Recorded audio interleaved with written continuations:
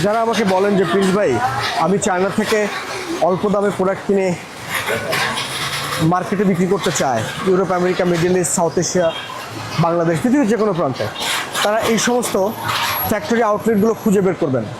বের করার পরে ডিরেক্ট এদের ম্যানুফ্যাকচারারের সাথে কথা বলবেন। ট্রেডারদের সাথে বিজনেস করে আসলে খুব একটা মজা পাওয়া যায় না, মজা পাবেনও না আপনি। সো চেষ্টা করবেন যে ফ্যাক্টরি আউটলেটগুলো থেকে প্রোডাক্ট পারচেস করা অথবা ডিরেক্ট ম্যানুফ্যাকচারারের সাথে কথা বলা।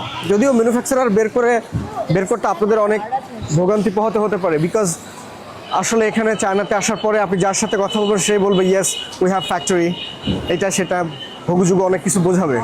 কিন্তু আসলে আপনাকে একটু চালাক হতে হবে, দূরদর্শিতা দেখাতে হবে এই জায়গায় যে কে আসলে ম্যানুফ্যাকচারার আর কে ট্রেডার।